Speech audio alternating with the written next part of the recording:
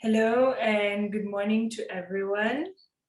Welcome Thandiwe, welcome all our audiences. I am Ella and welcome to another Picha talk. Today we're so excited. We have Thandiwe with us and we will be having a fun time discussing photography and all things photography related. So karibu sana Thandiwe. Maybe you can say hello. Hi, everyone. I'm seeing some familiar faces in the audience, which is nice. But I'm really excited to be here and to just have a conversation about photography and hopefully sharing my story, my journey, the mistakes I've made is helpful for everybody else who's listening in. That would be fun. Yes, so for everyone who doesn't know, this is Thandiwe Muriu. She is a Kenyan-based photographer.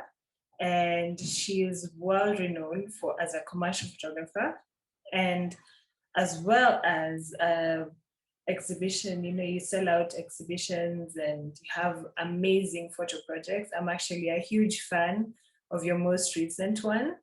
So yeah, so we'll be discussing all things commercial photography today. Yeah, so karibu sana everyone. Just to kick us off, maybe Thandiwe, you can tell us a little bit about the kind of photography you do and how you got into photography mainly, you know, because I know a lot of people are curious, when did you start and how did it happen?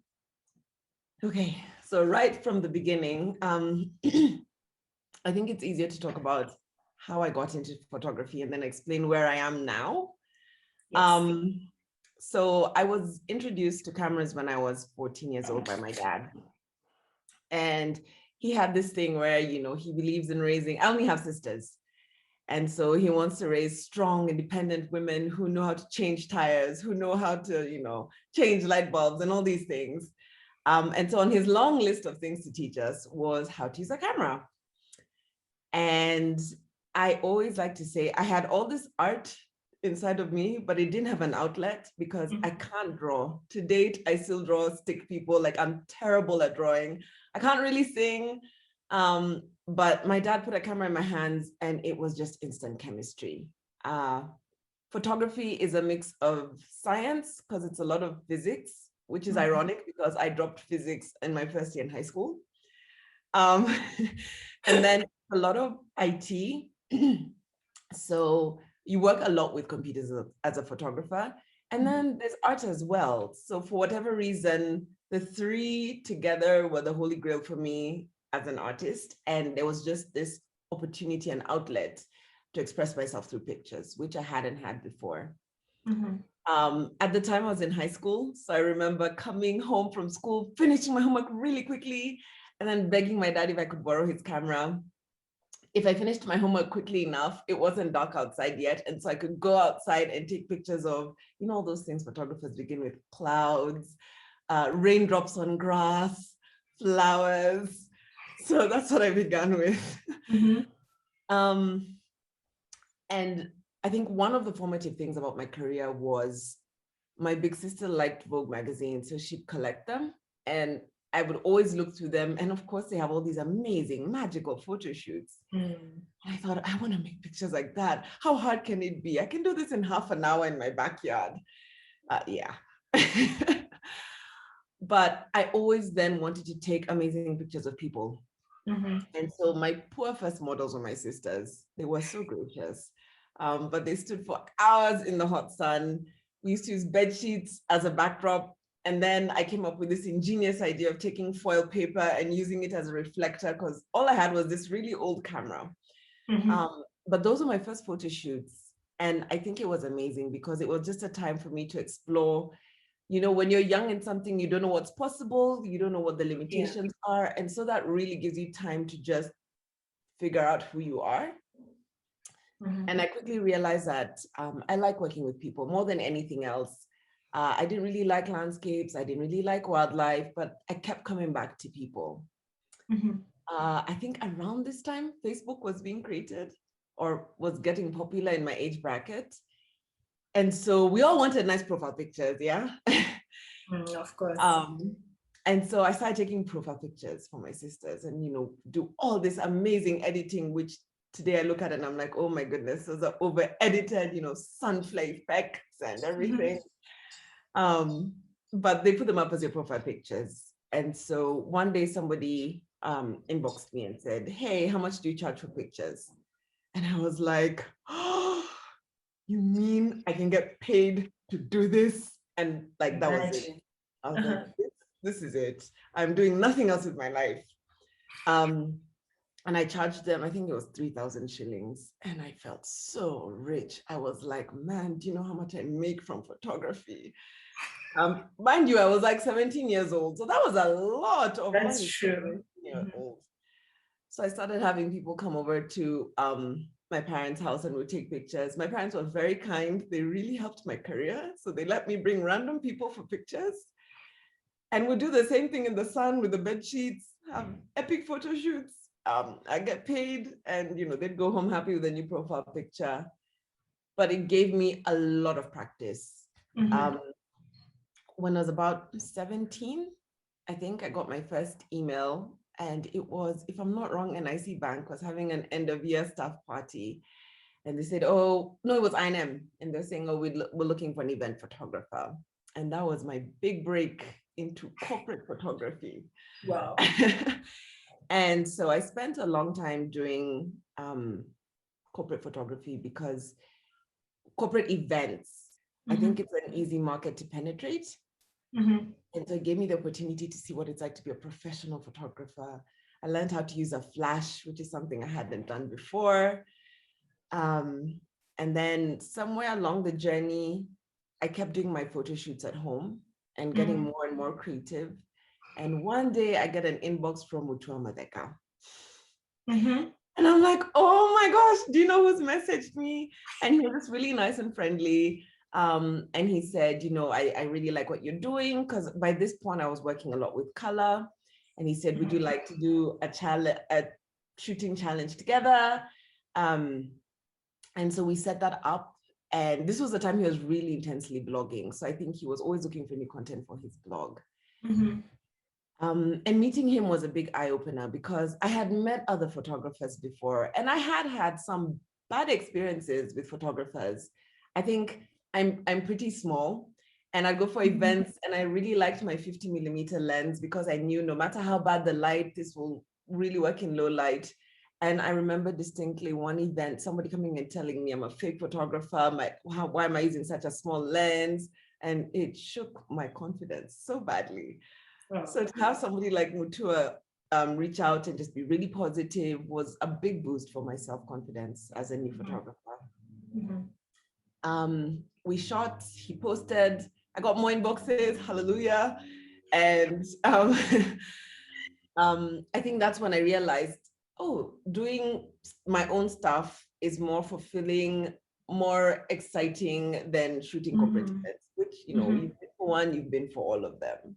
Yeah. And so I started doing personal stuff and putting it up on my Facebook page and my website, which was really cool. And at this point, I had transitioned into university. So I started doing weddings because I realized, you know, I need a bit more pocket money. I need to pay school fees. Yeah. So I've done everything. This is in the long version of I've done everything. So I did weddings, and weddings can be fulfilling, but weddings are a lot of stress. And I found I didn't enjoy weddings because the photography was important, yes, but your experience is so colored by the people you work with, the bride and groom, the aunties. It can be overwhelming. And for me, it was very overwhelming initially. I think now, because I've had more experience, I can walk into a wedding and I'm like, no, don't bully me. I'll tell you what we're doing here. Yeah. Initially, I was just overwhelmed by everybody. And so I did them because they gave more money than, say, doing corporate events. But my heart still didn't enjoy them. I still really kept coming back to people and enjoyed working with people. So as much as I'm doing all these things to make money, I still spent a lot of time doing personal projects, exploring with color. I always had color in my work now that I look back, but really pushing the boundaries of what I could do. At this point, I only owned one light. So just pushing how much can I do with one light if I'm shooting product, if I'm shooting people.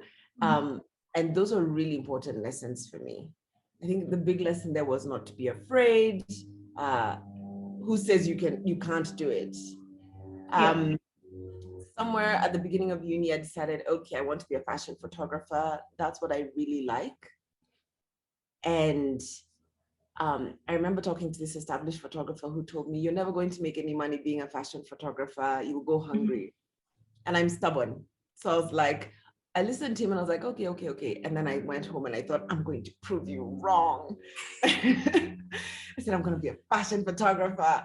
And I found this new category of photography called beauty photography. And I said, I'm going to do that. Because I realized I don't enjoy, weddings taught me this. I don't enjoy large volumes of work or large volumes of images.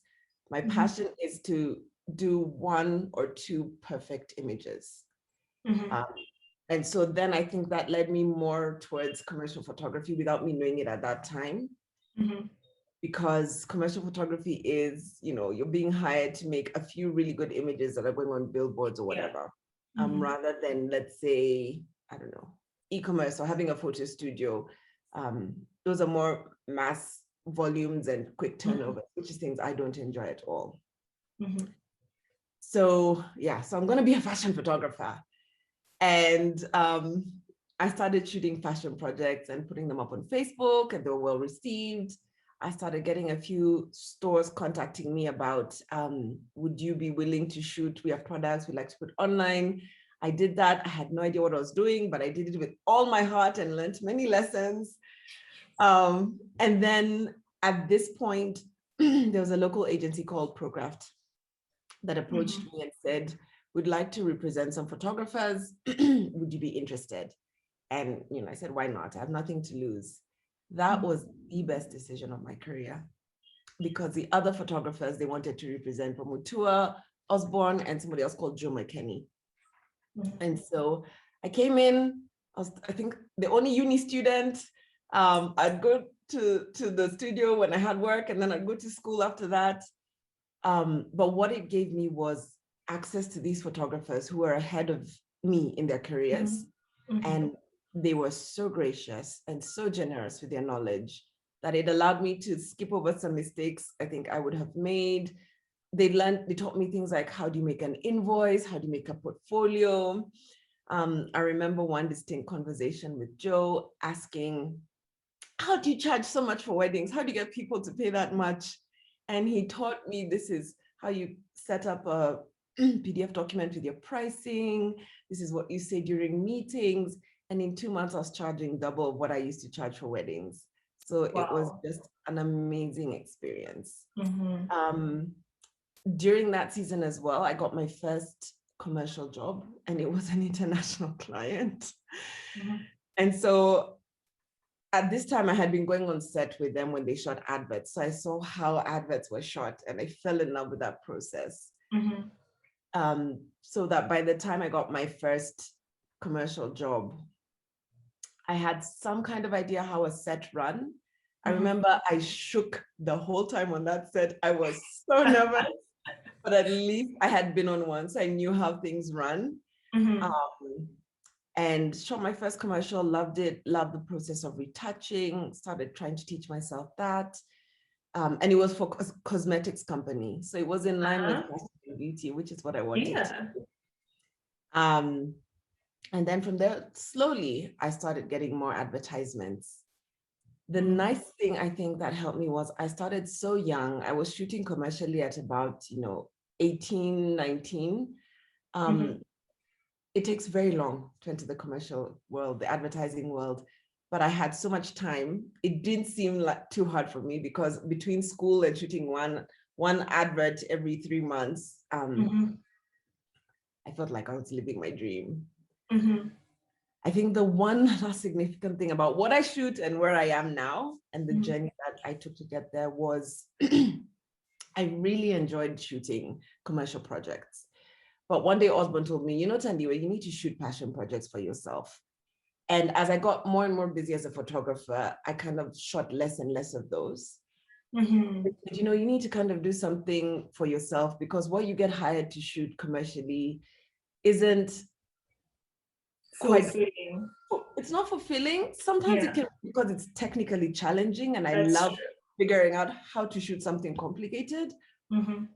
But it may not be interesting. So I could have the most amazing picture of a glass, which might be a very technical shot, but it's not anything that will make people notice me or anything that will make me stand out as an artist. It will just be a well-executed shot of a glass. Only a photographer will look at it and say, wow, something went into that. And I've learned to get hired by clients. The stuff that's outside of what they're hiring you to shoot. So you kind of need to shoot here and then they'll hire you to shoot something here. So you need this amazing portfolio to get hired to shoot headshots. And if you're not developing that, you actually won't get this stuff here that will eventually lead you up to your dream briefs. So that's actually very clever. I don't know why it's like that, but it's like that. And so in 2015, I shot the Camo series, which is probably what I'm most known for and what is currently exhibiting in Paris. And the big question I asked myself is, what do I love about photography for me? And then what do I love about just what can I draw from my life experience and from my environment? So Camo is very colorful because I love color and I've always loved color. But beyond that, I thought I've always looked at all these Vogue magazines and I realized very quickly that I will never shoot like that because Africa looks different, Kenya looks different, we look different, our resources are different. And so I can shoot beautiful images, but they need to be my own version of beautiful images and not photocopies of what I see in magazines because that just won't work. We're so different. And our context is so different. And so I remember Camo, we shot it in an afternoon. It was really simple, really easy. Edited it in like a day, posted it online, and everybody was like, what is this? I thought, oh, okay. Wow. That went well. I should shoot more personal projects. And so I began a culture of shooting personal projects and putting mostly those on my website rather than the adverts or the corporate stuff I was hired to do. Yeah. But in all of this that you've mentioned, I think the one most outstanding thing for me is, in all the photographers you mentioned in the room, you were always the only female. So how has it been for you, being the only woman in the room in charge of a whole set, which can be very daunting? And as you mentioned in your first shoot, when you went to this event, and you're a tiny little girl, and people with your 50 millimeter, and people are like, "Hey, this one, is she really serious about this?" So how has that been for you in the industry as a woman? How have you continued to break the glass ceiling, so to say, in ensuring that you're not intimidated and that you continue to grow within the industry? I think there's being a woman, but then in general, for every artist, most of us have imposter syndrome. So to some level, some of the things I've used to cope with being the only woman in the room can be the same tools you could use to work through imposter syndrome, which is just feeling like I'm a fake. When will people discover I'm a fake and I don't know what I'm doing? Yeah. Which I struggled with a lot early in my career. I keep it simple. So before I go on set, I keep reminding myself, it's my set, my rules. And my assistants can tell you, I say that all the time. So off my set, you can be a CEO, you can be a celebrity. Once you step on my set, you're my subject, and we are doing what I say we are doing, because I know what I am doing. I have been hired because I know how to take pictures. And so outside of that, people can be the boss, but when we're taking pictures, I keep reminding myself, I know what I'm doing. They looked at my portfolio, they liked my style. So I'm just going to do that the way I've always done it and not let anybody else influence me. That sounds good on the surface. Realistically, inside, probably a lot of insecurity going on. Yeah. But I have found as a woman, initially, I kind of thought, I didn't think much about it. Till I think a little later on in my career. And then I looked around and I said, hold on, there's a problem. When I'm on set, there's amazing photographers, but commercially, there's mostly men. I thought, that's true. Yeah. But I realized I know my gear intimately. I know my stuff, and whether I'm a woman or not has no influence whatsoever on the pictures we are taking currently. So if somebody has a problem with it, that's their problem. It's not mine. I'm taking pictures. Yeah. I think I've also learned the value of silence, and just, if people want to express their opinions about me being a woman, initially I felt the need to defend and say, no, women. Now I'm like, okay, that's your opinion, good for you, but my work will speak for itself. And so for any female photographers out there, let your work do the talking. There's no need to justify why you have a right to be there, or if you're as good as men, the portfolio will do the talking for you. I have had experiences where, so my assistants are male, and I have had many experiences where we'll walk on set and the client will start talking to them, assuming they're the photographers. And it's quite funny when it happens. I'm like, okay. So I let them finish, and then I'm like, so what I'm thinking we'll do is, and I take over and move on. I think it's learning not to carry that onto my set. So if you want to say something about me being a woman, if you want to belittle me anyway, that's for out there. The moment I step on my set, I'm shutting out the world. It is my set, my rules, and I know what I'm doing. And we're just going to go with that.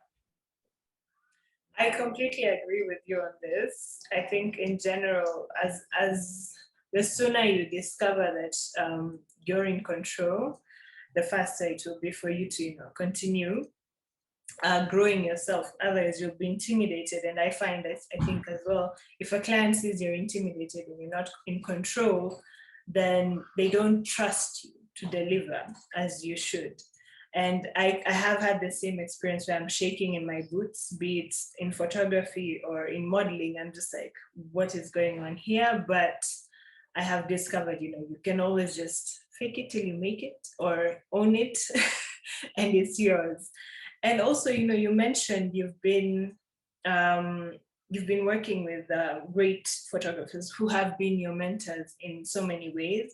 And a lot of people, especially young photographers who are looking to join the industry, I know myself as well, who I'm still growing and I've had incredible mentors, people who've helped me to learn, and I still am not confident in where I am.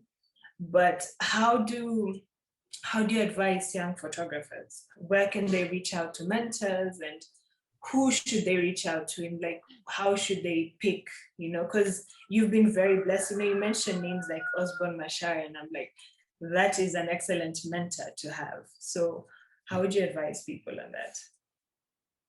Can I backtrack just a bit before I answer that and highlight something? By all means. One of the biggest lessons I've learned, I think in recent years, is that it's okay to say, I don't know. I don't know, I'm not sure. Give me 5 minutes to figure it out. There's a problem with the lighting. Give me 5 minutes to figure it out. So it's not like I walk on every set and everything works perfectly every time. The reality of being a photographer is we work with equipment, which will always at some point have some sort of drama. And so I always thought you have to know 100% what you're doing. Nobody can know you don't know what you're doing. It's actually okay to say, this isn't quite working. Can you give me 5-10 minutes to just tweak it? I think we can do better than this. Yeah. And you'll quietly panic with your team or your assistant or by yourself and figure it out. Yeah. Yeah, I think that's a really important one. It took me years to learn. I have no idea why, but it's really important to just know that. And I want everybody to know that. It's okay not to. We don't know everything. I'm taking that with me. Yeah. I'm definitely taking that with me. Yeah.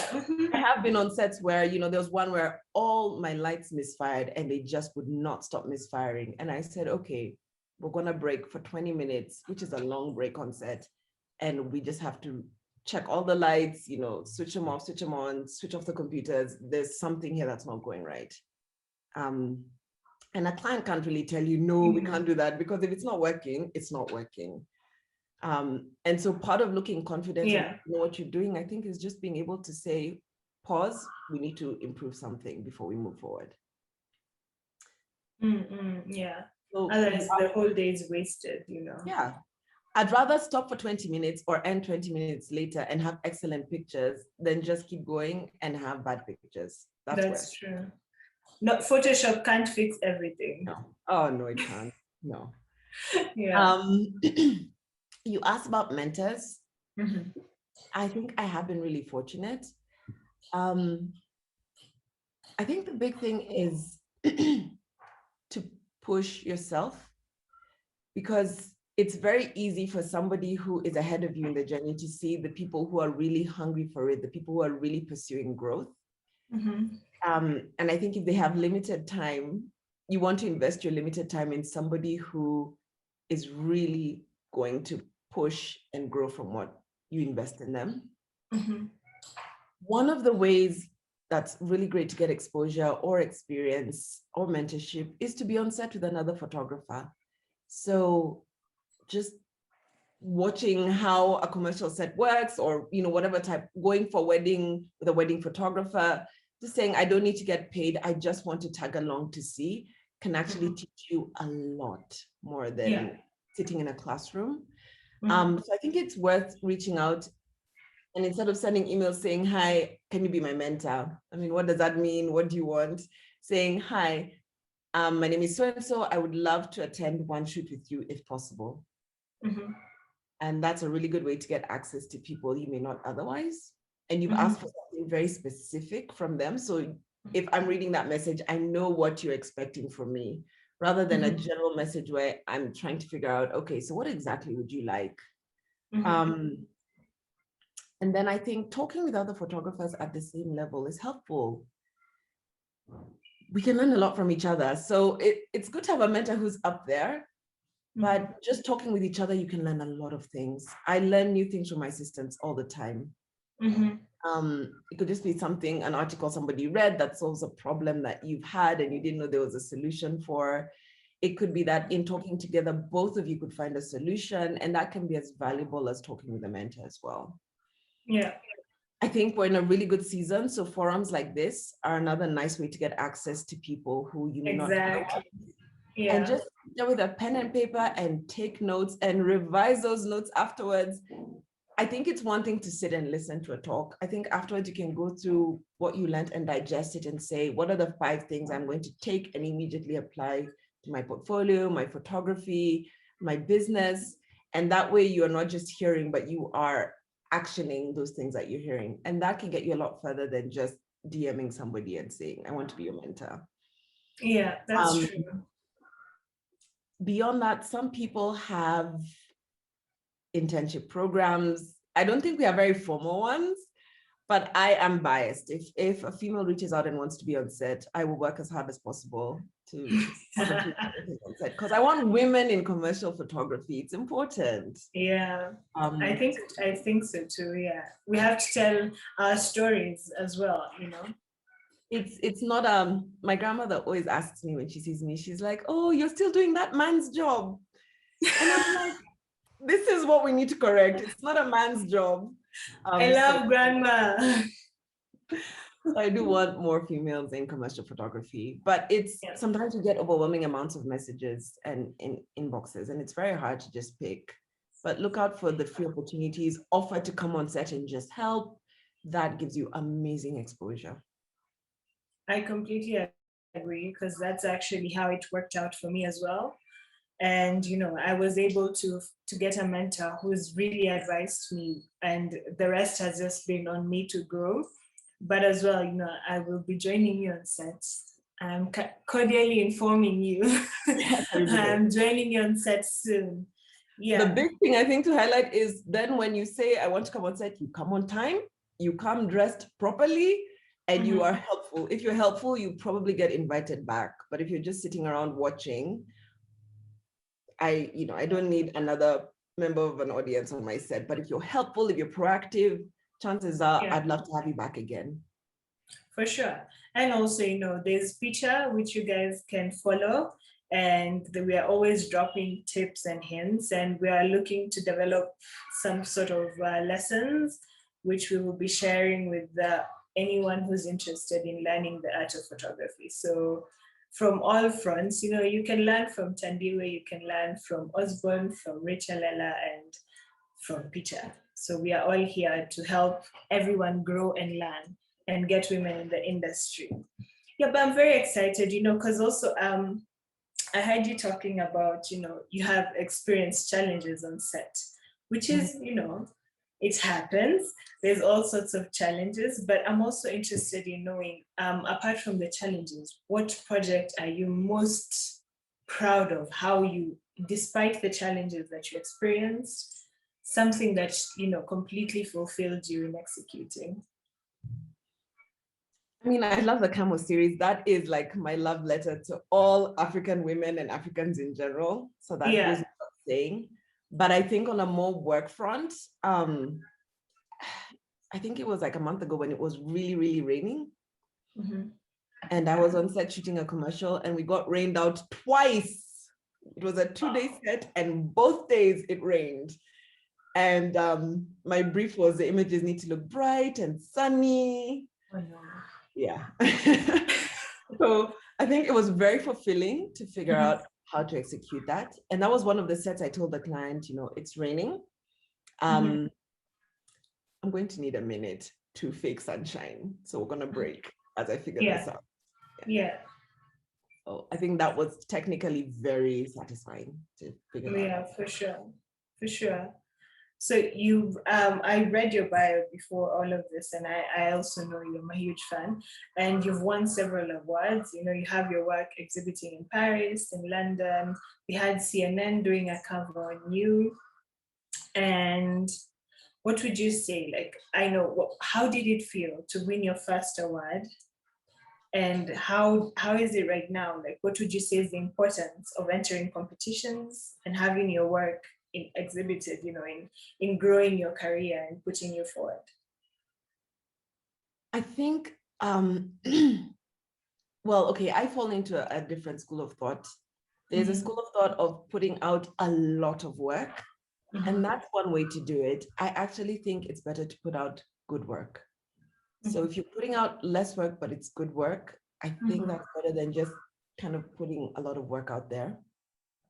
And so for exhibiting, I didn't actually enter competitions to say I want to. I didn't do that. I just kept pursuing a project and trying to shoot it with the highest level of excellence possible. And good pictures will capture people's attention. More and more I'm learning there's like a formula for pictures that will do well on Instagram. And I think Africa is definitely having a moment. So For sure. Kind of, my passion project and where the world is heading are kind of aligned for a season. But I think putting out good work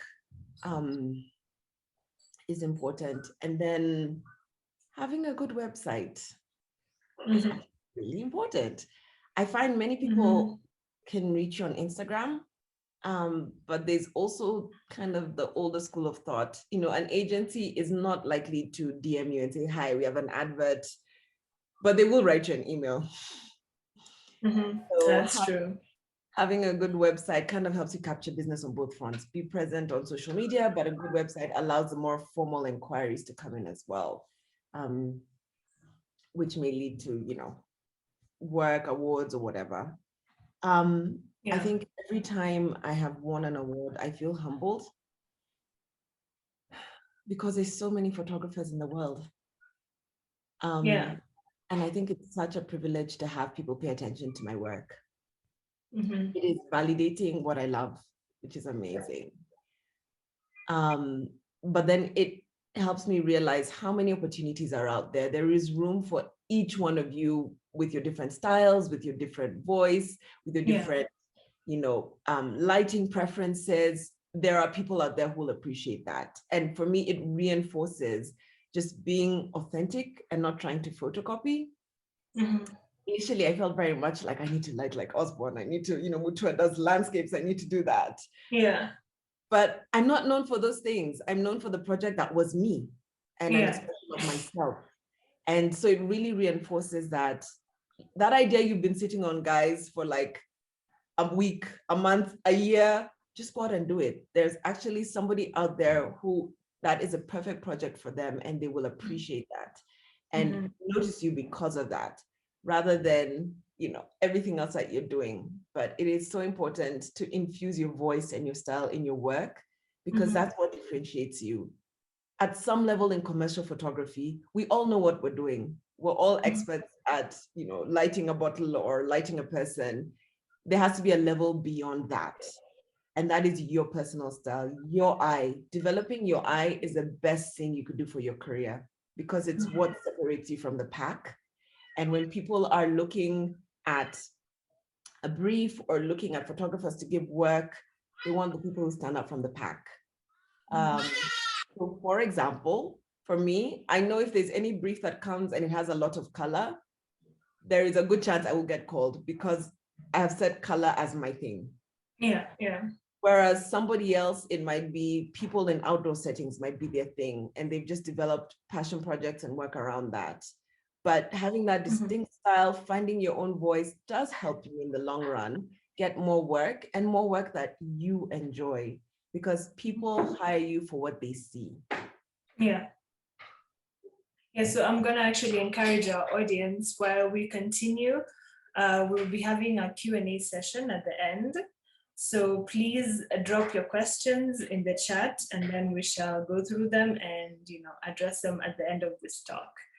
Yeah, so I'm really learning so much, so much, especially for commercial photography, because as you say, there's passion projects and then there's commercial photography, which pays the bills and gets you in with the clients who you need to to be with. So I'm actually very curious to know, what was your experience in, not just your experience, how did you bag? Because you know you grew your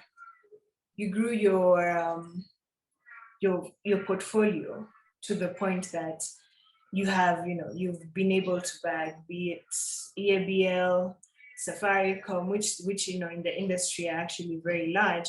But how do you package yourself now to the nitty gritty? How do you package your portfolio to suit and your pricings to suit this kind of clients? Okay, so we're talking specifically commercial photography. Specifically, yes. Commercial photography is very wide. There's many levels. E-commerce is a kind of commercial photography, for example, and then kind of at the top is shooting adverts, because there it's bigger budgets. It's when I'm hired to shoot an advert, I might just get 5 images in a day. Even that's a lot. Maybe 2 or 3 of which will appear on a billboard. It's kind of how it goes. First things first, a good website. Guys, the people with the money may not be on Instagram. So it's good to have Instagram so people know you, but a website is where the old timers with the big wallets will go. So I have Instagram, but I'm always asked, oh, either please send in a portfolio or send us a link to your website. So it doesn't have to be a fancy website. Even a basic WordPress will do. The big thing is your website should be about your pictures. So people aren't there to read your stories. They want to see your pictures because that's what they're hiring you for. So a good website with big pictures that they can see, that is easy to navigate. Because if your website is frustrating to use, people will just give up and then they'll just never see your work. And we want people to see our work so we can get hired to make more work. Yeah. Secondly is many times you will be asked to send in a PDF portfolio. Even if you have a website, even if you have Instagram, they'll always ask for a PDF. And so have one ready. I tweak it depending on each inquiry. So let's say I'm asked by a client, we want to shoot drinks at a restaurant. I'm going to send a few other pictures just so they get a general sense of my style. But, you know, 60% of that portfolio is going to be anything I've shot in line with the brief, which would be drinks or, you know, liquids in general. I forgot to mention, when you're asked to submit a portfolio, usually you're first sent a brief. So you generally know what they're looking for, or it's like a job application. So they're like, this is a job description. Can you send us your credentials, which is your portfolio? So having a PDF document that's also really well done. It can be simple, but it needs to have no spelling mistakes. It needs to have one page at the end that talks about who you are. It needs to have maybe a client list, just saying I've worked for these people. It just needs to have a good, easy to look at layout, because again, people will meet your portfolio before they meet you, and they'll judge it, and they will judge you as a result. If it's well done, they say this person has high attention to detail. This person, you know, is very tidy and neat. And those might be qualities that they would want for whoever's going to get the job. I think beyond that would be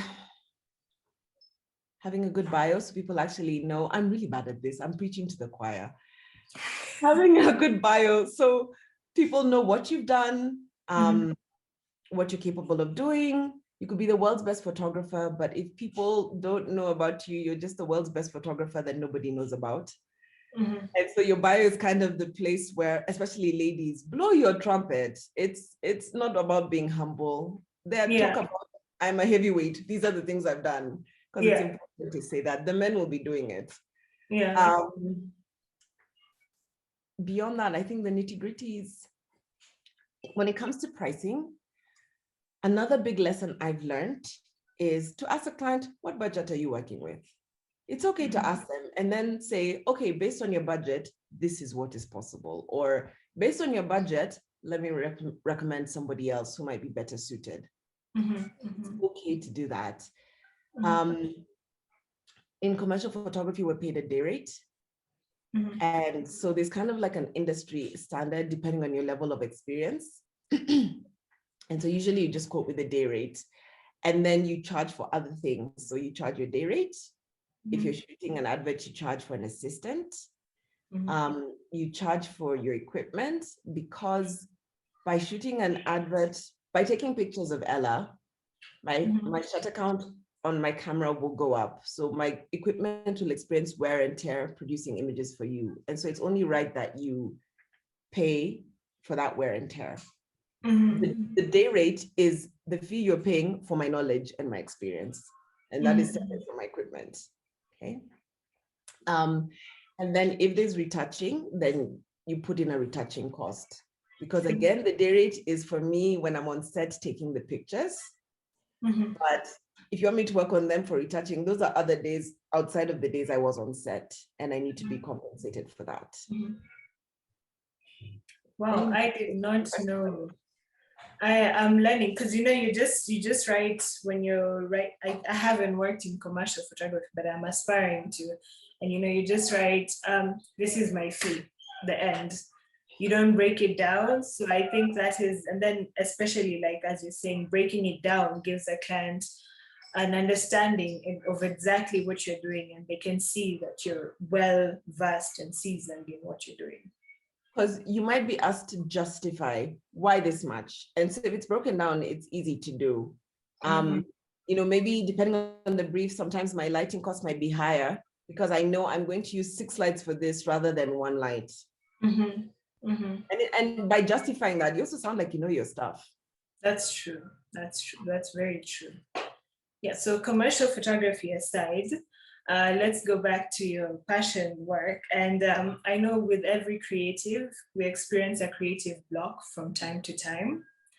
And I want to know how you've tackled that. What are your hacks, your tricks and tips to getting over a creative block and just progressing, in your career? Okay, good question. Because for me, that was all of 2018 and 2019. Wow. I would go on set and do my job, but shooting for myself, I just had nothing in me. It just seemed like too much work. I shot everything I tried to shoot, I hated, so I just never post.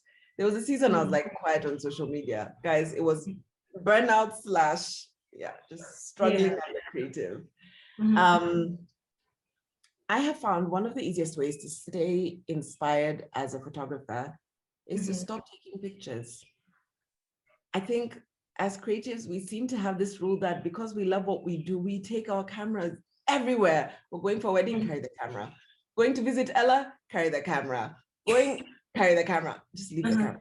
Just take some time out, because I learned you can burn out. There's something like too much photography, even when you love photography. I would find myself getting booked for work and thinking, oh no, I have to take pictures. That is a dangerous place to reach. That's true. And if you think about any other career, doctors don't go around treating people. They're going to pick their kid from school and they're like, I'm offering free vaccinations. No, even they go home and they're not doctors for a while. And so it's really important to just take a break. When I feel like I've been on set a lot and I'm not creatively inspired, sometimes not just taking an evening off, take a day or two off. It's actually okay. And it helps you to be a better creative because it gives your creative batteries time to recharge. I think beyond that, it's important to have a hobby as well.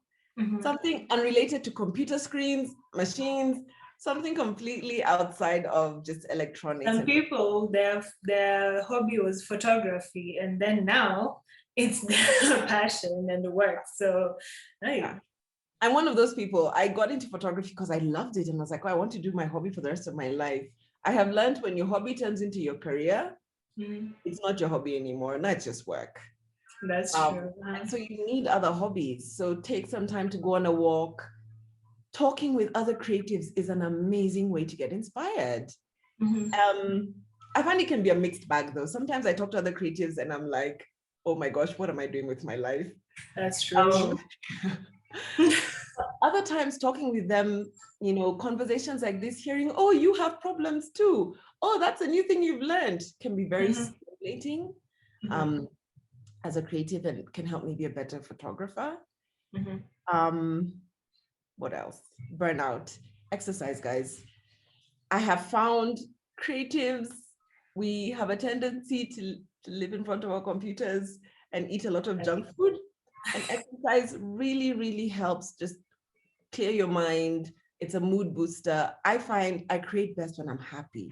And so if exercise makes me happy and gives me endorphins, I need to be exercising because that makes me a better photographer. Plus, it helps you carry all the heavy equipment that you need on set. Oh yeah, that's true. Like, I remember the first time we worked with you and I was like, how is she managing this? This stuff is not light. And then, you know, later on you're like, yeah, I do CrossFit. And then that's how. Because CrossFit is intense and it's only for people who are beasts, because I can't. But I was looking at you like with all this stuff and I was completely amazed. Yeah, but also I'm just curious to know. I know you're a huge Nikon fan. How did you make this decision? We're not pitching camera against camera. I'm just curious to know. I am not actually a big gearhead. Figuring out which camera to buy and use is one of the parts of photography I like the least. I fall in more of that school of thought of, you know, it's a tool that helps me get to where I need to go. It's not the thing that makes me a photographer. So whether you use Nikon, Canon, guys, it doesn't make a difference. It's not going to make you a better photographer. I could give you my camera and you will not instantly take pictures like me. So the camera is a very small part of who you are as a creative. That said, I would love to have a medium format. Just putting that out there. Amen. But I think we have a tendency to focus on feeling like if I had better gear, I would be a better creative. And that is a wrong conversation. Develop your eye, develop your understanding of the mechanics of a camera. And so no matter what camera you're given, you'll be able to create good images. You might have your favorite camera, the camera you're most comfortable with. So I shoot a Nikon D850, but I only moved to that, I think it was earlier this year. For me, the camera is irrelevant. Before that, I was on a D750. A lot of my work has been shot on a Nikon D750. But it's about understanding your camera. They both make good lenses. If you push me, I would say I feel like Nikon is kind of lagging behind in the game. It's like they fell asleep and missed some of the milestones everybody else is hitting. But at the end of the day, most cameras are good cameras. Use what you have. I mean, there is the photographer out of Ghana called Prince Jayashi. He shoots on an iPhone and he's been commissioned by Apple. It is not about the gear. It is about your eye. That is the best thing you could develop and invest in. But that's actually very true. Yeah. Whatever camera you have, don't try not to use a kit lens would be my big thing. If you can upgrade your lens, it really does make a difference in the image quality, even more than upgrading your body. The 50. The 50 is a good lens, and it's an affordable lens. A very good. That's true. Lens. That's true. I actually have a 50, and I find, especially because I enjoy product photography, perfect for me, at least, you know. And like you, I am not so good with people, so I prefer the objects to the people. To their own. It's okay. Yeah. I was going to add one more thing when we were talking about just exercise and, you know, being happy. One of the big things I've learned on set is whether you're shooting a wedding, okay, maybe not products, everything except products. You as a photographer will set the mood on your set. And so it is so important that you are positive, you are good vibes only, because if you're moody, if you're grumpy, everybody else will feed off that, because at the end of the day, it's your set, your rules. So if you are difficult, if you are snapping at people, it sets a particular tone on the set that I find doesn't help. So it's important for you to be in a good space so that you can help everyone around you enjoy the photo shoot, because at the end of the day, you are the expert. They're all looking at create images. And so exactly on a set. It's your set, as you said. Yeah. So yeah, I'm gonna dive into a bit of the questions. I'm enjoying this so much. We are at almost 11 o'clock. So I'm going to dive into the Q&A so we can get as much covered from our audience. So Faith Minor asks, how do you deal with competitors from gents as a lady photographer? How do I deal with competitors from gents? Mm-hmm. So Faith, I think the big thing again is to not look at it as men versus women. We're all photographers. Your gender has no influence on how qualified you are as a photographer. And so begin to affirm that in your mind. Men can be a lot more vocal about, this is what I'm doing, this is why you should hire me. And so I have had to work on, as opposed to saying, please hire me, I kind of need to work on being, these are the 5 things I can bring to your company if you hire me. This is why it's important to work with me. So work on your sales pitch, work on blowing your own trumpet and being proud of what you've done. I think it comes less naturally to us as ladies, but it is very important to kind of know why they should hire you and why you're good at what you do. And then beyond that, I don't look at it as competition. There is enough pie for everybody. If this is a cake, me getting a slice doesn't deprive you of a slice. There is enough work for everybody. So work on getting good at what you're passionate about, whether it's weddings, people, and that to some level will solve the competition problem. Because there's many photographers, there's not as many good photographers. So work on getting good at what you're passionate about. That's true. I'm going to take that home with me. Note to self. So Frank Mwendwa asks, how do you market your craft and where do you get all these gigs? I think I need to say that I've done this for 12 years, guys. So I had the privilege of starting really early. Yeah. And so it may feel like I get all these gigs, but partly that I have tarmacked and I have put in the time. And there's an element of patience in your career that you just have to deal with. I think our generation, I'm assuming we're all about the same age, is very much about getting things now. Why can't I get it now? I want to be famous now. I want to be rich now. I want to be well-known now. And the reality is it takes time. You're going to have to take some time to develop your craft. You're going to have to put in those hours for people to know you. I've been trying to work on that here. And then now, as my career started to open up globally, I'm like, oh my gosh, I have to begin to do it all over again in a different way. Yeah. But it just takes time. So be patient. Marketing yourself, I think, number 1 is having good work. Number 2 is being brave and walking up to clients and saying, hi, my name is Thandiwe and I'm a photographer and here's my business card if you ever need work, which is kind of the old school way to do it.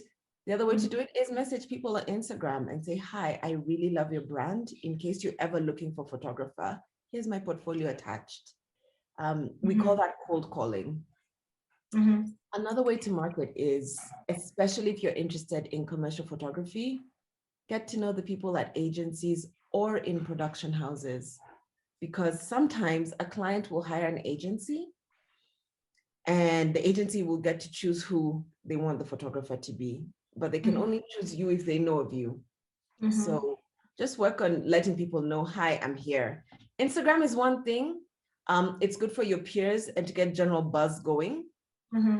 But the big decision makers may not necessarily be as active on social media as we are. And so you may need to send them an email, set up a meeting and just say, I just wanted you to know this is my work. That's it. You're going to get a lot of no's. You could ask somebody, hi, could I meet you in this? They'll just never respond, or they'll say, I'm not available to meet you. Just keep trying. Between time and perseverance, something will come through. Well, that speaks a lot for your confidence. You know, you had to grow that immensely to be able to have that courage to just send out such emails and be like, you know, let it be. I forgot to mention something helpful for portfolios. If you don't have the budget to hire a web designer, putting your work on Behance. Behance is generally as a professional website or a professional portfolio. So put your work on Behance.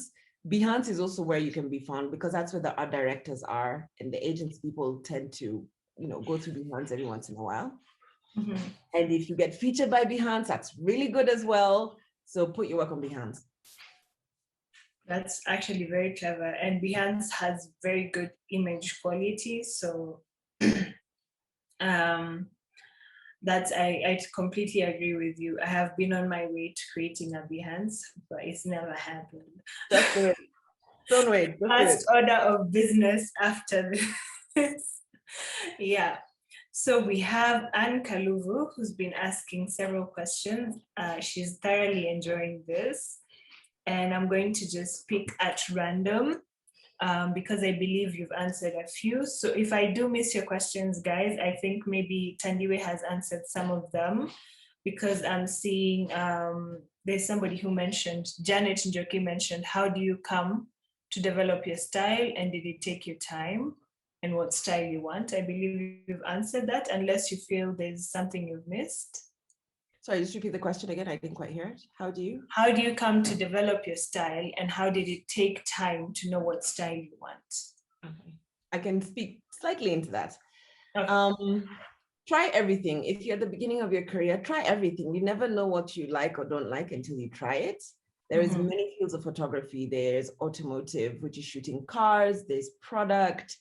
There is commercial. There's weddings. There's family. All those are viable career paths. You just need to kind of try them and see what you like and don't like. What was the second half of the question? And how did you develop it? Okay. The style. What Your like style, how did you build the style? Yeah. You just have to experiment. And over time, as you look at your work, you'll realize you're leaning towards something. So I love color, but one of the other things I always somehow lean to is warmer images. So if I'm color grading, I always like images that are warmer rather than cooler. And it's neither here nor there, it's just something I prefer. So over time, when you look at your work, you'll be able to see general trends through it. Experiment again. So try, I love light. If you give me 10 strobes, I will use all 10 of them in some way. But try lighting natural light, try using strobes, depending on what field you're in, and see what resonates with you. Posts, you might like certain color grades, those go into developing a style, certain filters, all those go into developing a style. But even as you develop a style, one of the big things about being a commercial photographer, for those who may want to specifically be commercial photographers, is I am hired for my style, but then somehow I need to deliver on the client's brief, and they may have a very specific look and feel that they want. Then you kind of have to infuse your style into that. But your style doesn't mean you only shoot this way and nothing else. It means there is hallmark qualities. So for mine, it might be color and lighting. And so I get a brief about a car and you will still see Thandiwe in that car because of the color and the lighting, compared to if you give me a person, you'll still see Thandiwe in there because of color and lighting. But how they're lit, the colors used may be very different depending on what the client wants. But the core of my style is still there. And then I can apply it to different briefs. That makes sense. Yeah. Which I think is important in general, especially, for commercial photography, where it's very diverse. So you'll have to change up a bit, tweak your style here and there. Because, like, as you're saying, you like color and light. I love moody photos. Like, the more the shadows, the more likely I like this photograph. So that's also, and I have to just learn how to grow that as well to be an identified sort of thing about my style. Yeah. So let's see questions from Anne Kaluvu. She was saying, your African images are a sight to behold. How did you get the idea for the background matching the clothes? She says it's so creative.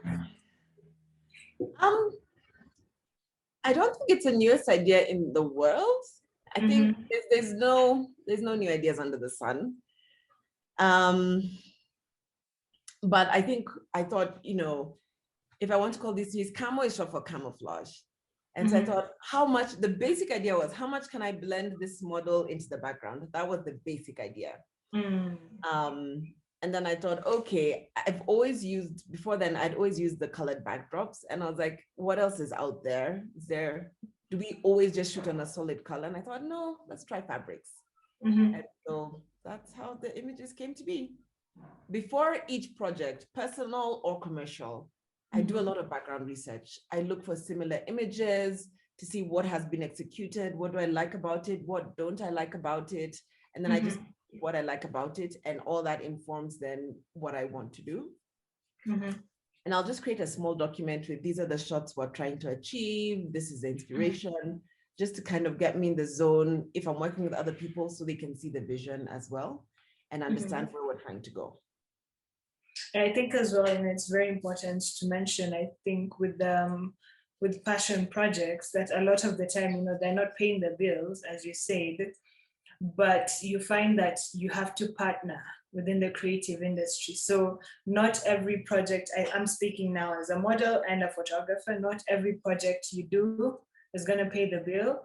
And I have had to be open to working with people without getting money, but I know we are going to create bomb photographs here. This is, you know, gonna get me more jobs here, whatever. So, you know, partnering, I think, is very important to mention. Just reach out, partner, tell people there's no budget, but you know what? There's gonna be bomb photos. Or even if there's a little bit of budget, you know, you're saying I'll buy lunch or I'll pay for your transport. It's something, because I know, looking at your passion for projects, there are partnerships with other creatives and everybody is winning because everybody has something for their portfolio, you know? Yeah. And so it's a good way to grow your portfolio without having a budget. So exactly. So Anna, what is the difference? What would you do differently between your first year of experience and now your 12th year of experience? That is a really good question. What would I do differently? I think I'd be even more quick to ask for help. It might be me, it might be, I don't know. But I always thought I need to look like I have it figured out. And so I was slower to ask for help than I am now. But I'm learning there's nothing wrong with asking for help. And saying, I don't know. Even if you think you know, just say, I don't know, and hear what the person says. They might have something that helps you along your journey. I think I would try to interact more with my fellow photographers because there's so much to learn. So photography, there's two sides. There's taking the pictures, which we've talked a lot about, but there's a business side of making money, client drama, and talking with your fellow photographers can help a lot with the business of photography in Kenya, for example. So I would talk to more people sooner, I think. And then I would be more brave. I really struggled with imposter syndrome. And so there was things you'd see and you're like, no, I'm not going to apply because they'll never choose me. If I went back, I would apply for everything. If they choose me, cool. If they don't choose me, that's fine. But the chances are they might have chosen me and I've missed opportunities because I convinced myself before even trying that it wasn't worth me trying. That's true. And then another thing with interacting with photographers more, I think I'd have done more of that because it allows you to access gear that you may not have, that might be expensive to buy. So I keep a basic kit of some of the lenses and bodies I use the most. But when I need a specialist lens, I might just reach out and say, hey, do you have this lens? Can I hire it for a day? Can I borrow it if it's a passion project? And if I'd done that sooner, I might have been exposed to a lot more equipment than I initially, you know, I may not have had to shoot on bed sheets for 2 years if I had been with somebody with a backdrop. Yeah. Coincidentally, bed sheets are back in fashion. So I know. I was ahead of time. Yeah.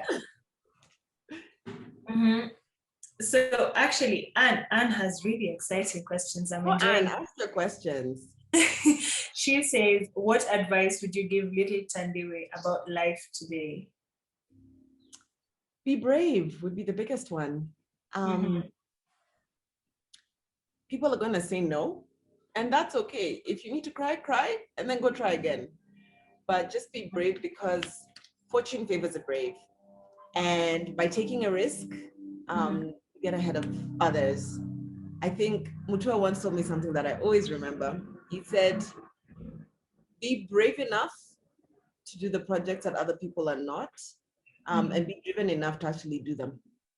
So it's one thing to be brave and have secret projects in your head that you've never done, but be brave and actually just go out and do it.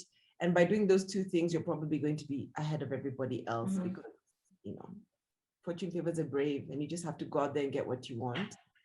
I think dream big would be another thing I tell myself. It's very easy to look at the photographers here and kind of have a narrow view of photography in Kenya, but the whole world is your playground. You want to be the world's best family photographer, that is actually a valid career option. Who says you can't get hired to go take pictures of people or families in Italy and then you come back home? It's possible. You just have to dream big. Yeah. So Faris says I'm thoroughly enjoying this. And he says, is there a future for intermediate and beginner photographers, beginners like me in the field? There definitely is, because Thandiwe is not going to be there forever. I might decide I want to do something else like farming or something. And the beginner photographers, you're the next generation, you're the next Thandiwes. I can't be here forever. And so you guys are practicing for when your moment comes. And so there's definitely a future. The big thing is to get as much exposure as you can, train your eye as much as you can. The industry is so dynamic because we work with technology. I remember when I started out, I was on top of this camera is being released this date. This is new equipment.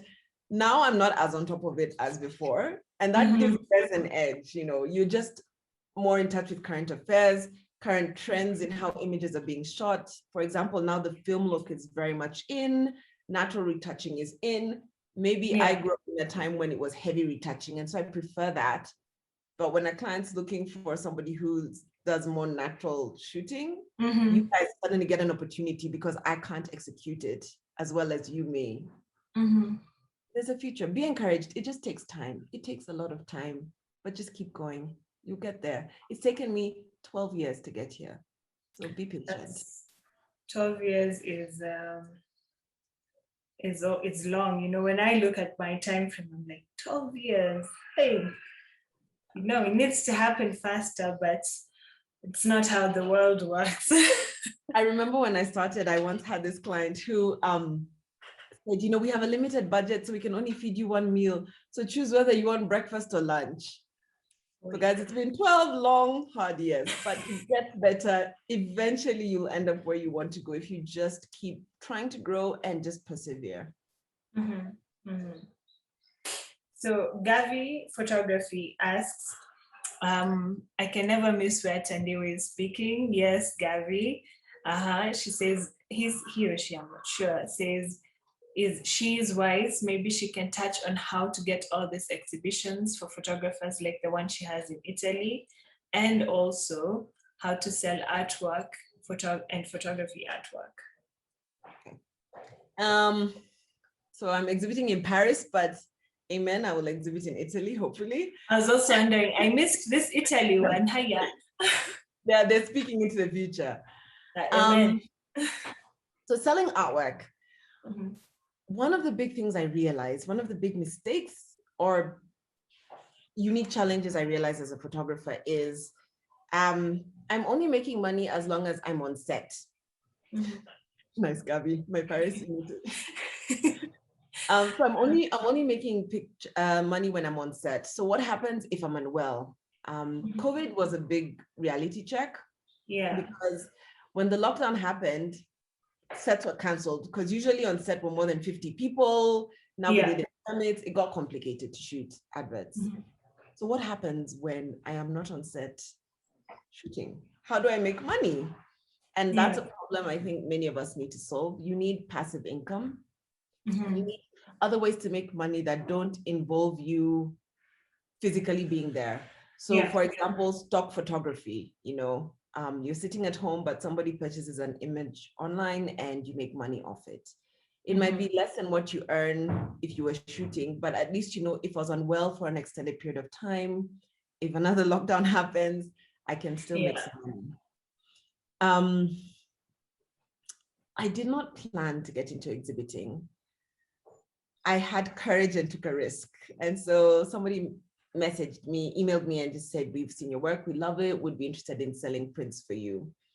And I thought, always be willing to hear people out. So I don't say yes, but I say, I would be willing to set up a meeting to hear your proposal. And so I realized it was actually a gallery in France. And so I thought, I know nothing about this. And I quickly thought, who do I know who exhibits images? And I'm going to have a conversation with them. And so I reached out to not photographers, they were artists, but I said, I've been approached. I have no idea. Is this real? Is this a con person? And they kind of helped me through it. But there is definitely a big market for exhibitions.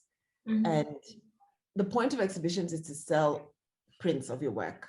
That's the end goal.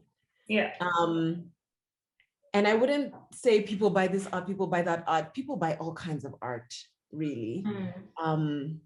But I have learned that when you're with a gallery, they have connections to art buyers. And so they know the people who want to purchase art, and your job is just to produce art, and they will find the market for it, which is great because I don't think photographers like marketing very much.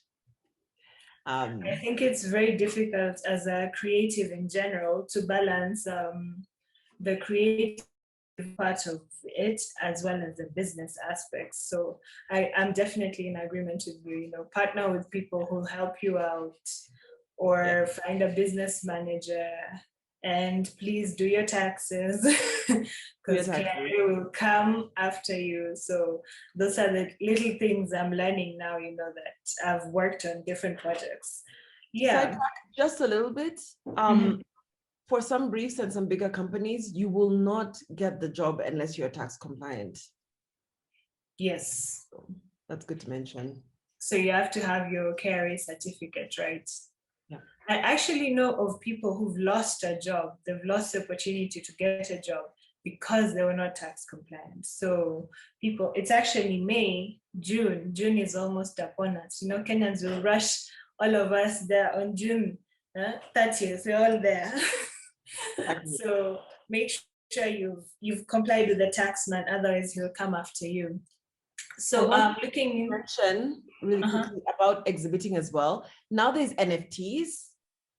Research. It might be a good opportunity. I don't know too much about it, but NFTs could be an easy way to access the art buyers market because it's like commercial photography. It's a bit harder to penetrate than I realized. And so you could write to galleries. It's definitely worth a shot saying, this is my work. Would you be interested in representing me for exhibitions and stuff? But explore NFTs because those can be done. They cut out the galleries, which is like the middleman. And it might be an opportunity for many of you, especially those of you with more digital style work, to sell your artwork. Yeah. So for those who don't know what NFTs are, maybe you can let them know what that is. Oh my gosh, I don't know if I have the... Just Google NFTs. It's non-fungible. What's a T? Non-fungible. I've also had. So I'll break it down in how I understood it. It's a Bitcoin of art. So non-fungible tokens. Thank you, Anne. So non-fungible tokens. So yes, I know a few people who ventured into NFTs.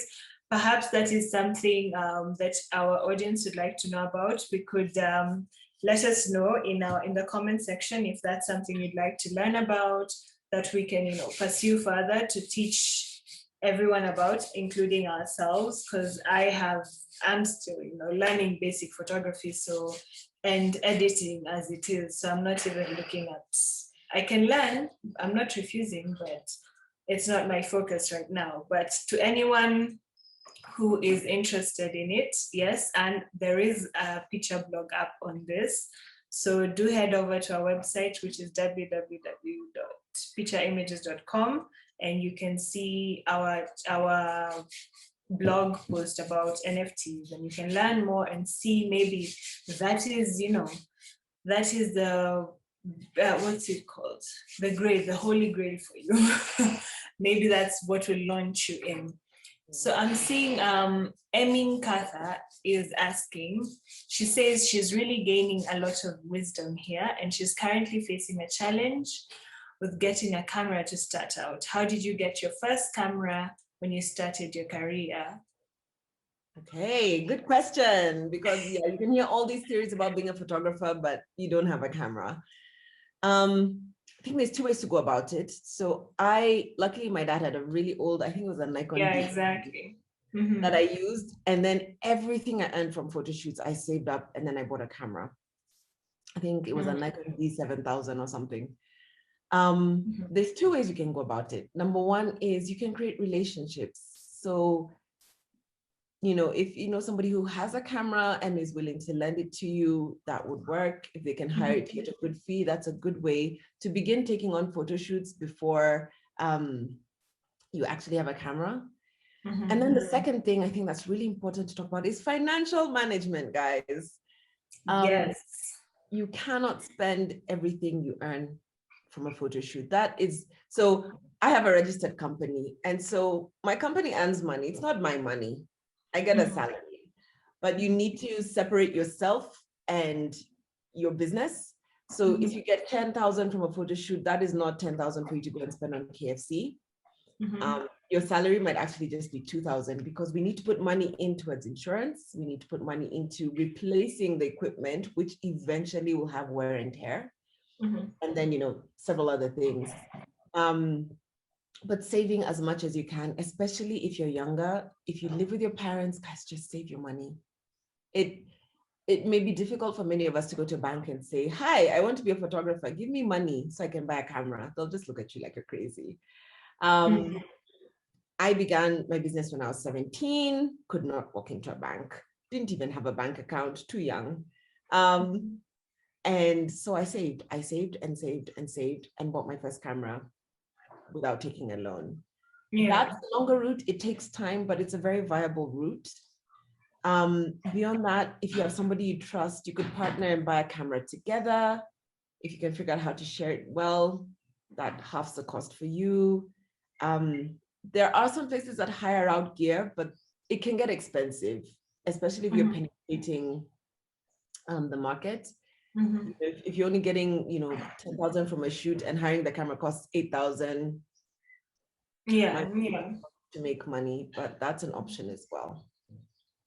I completely agree. Actually, the first camera I used to shoot as a child was my dad's camera as well, and then it was my brother's camera, and I broke it, so I was not allowed to touch it again.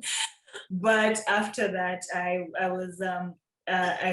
did have a mentor who was kind enough to lend me his camera to learn. I learned from Richard and I still up to date. And then I saved as well, and that was very key.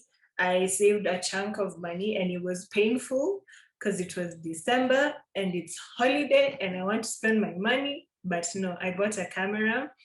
And now 2020 happened as well, and I haven't been shooting as much. So I've been wondering as well, hey, did I just spend all this money for a camera that I haven't touched, So that's now on me to learn. But I completely agree with you. And the other thing you mentioned is insurance.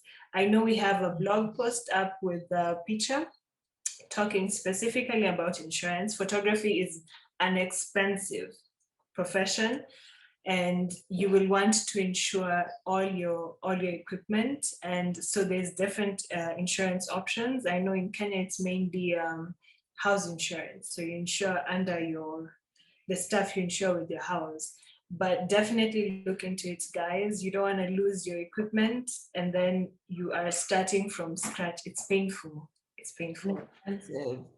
I think it's also important to mention that you don't have to have all the gear. So like I said, I run with a basic kit that I use for, these lenses like the 24-70 2.8 is one of my favorite lenses. So I'll have that in my kit. But if I need a specialist lens just for one job, then it makes sense to hire.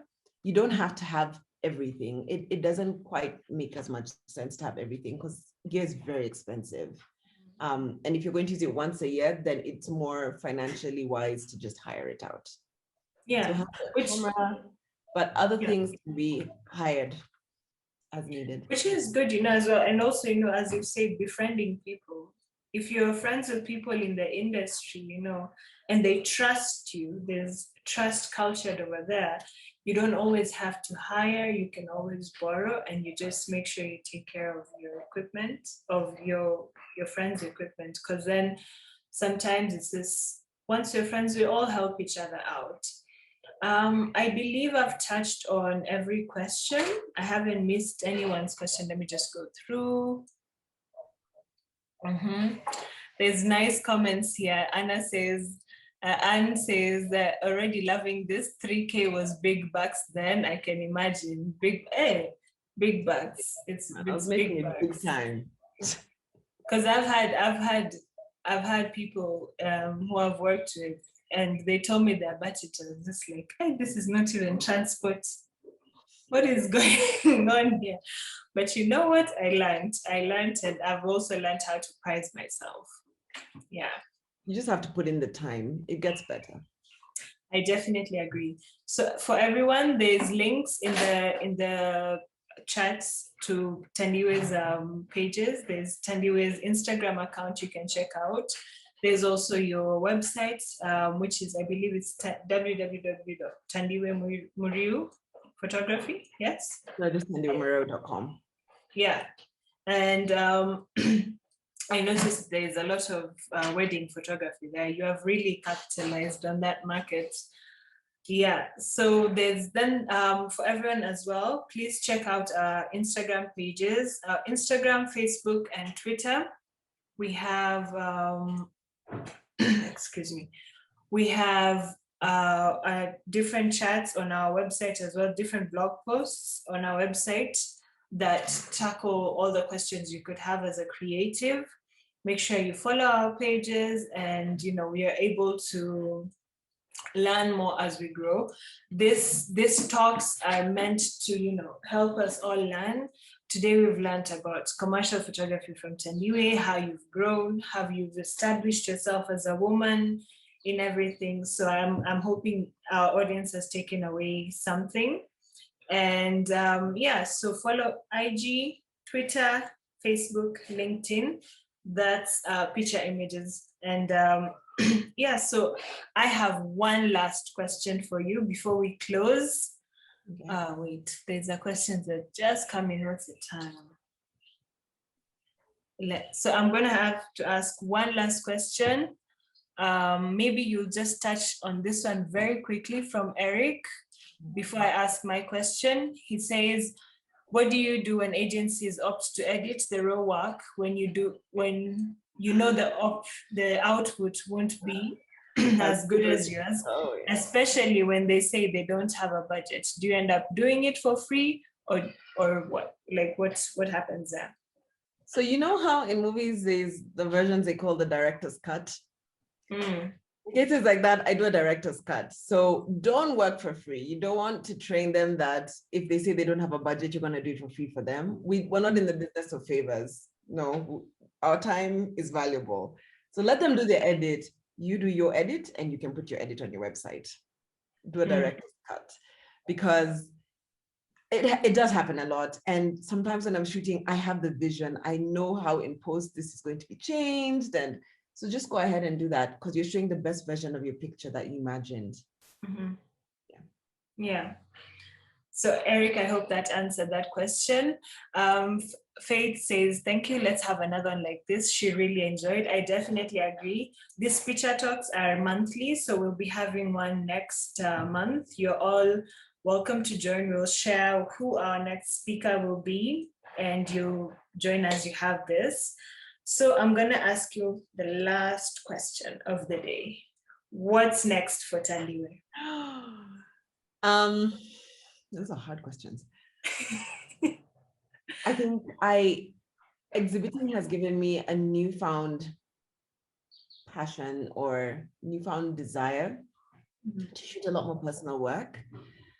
For several reasons. It's great to have people enjoy my work, but beyond that, realizing that as photographers, we have the privilege of telling stories or touching on topics that we want people to discuss. And through my personal work, I think I'm very passionate about talking about African beauty. Our hair is different, our skin is different, our features are different, and that is beautiful in its own way.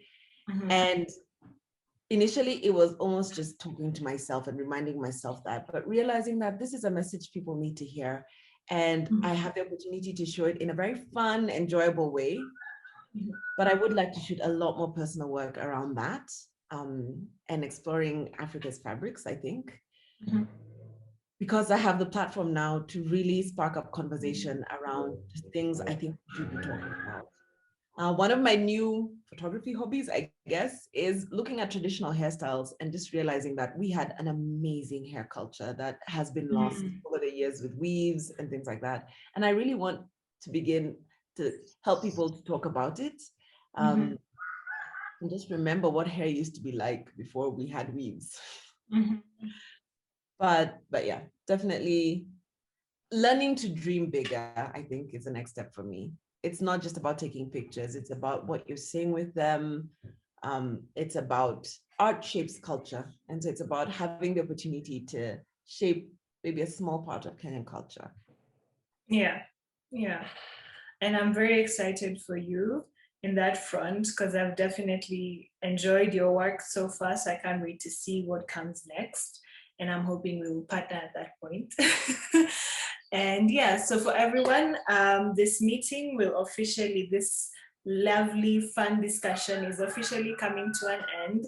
Thank you all for coming and for joining our talk. It's been fun on this bright, this cold Nairobi morning.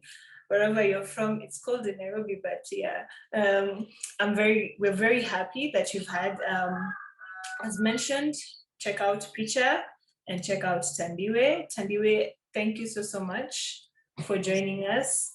Despite the fact that you were up all night working, you still made it.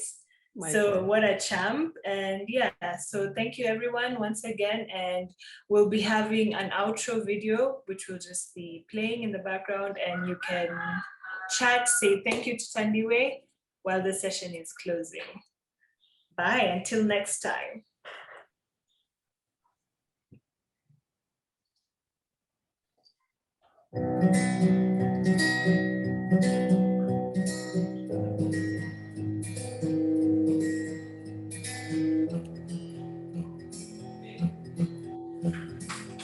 Hello.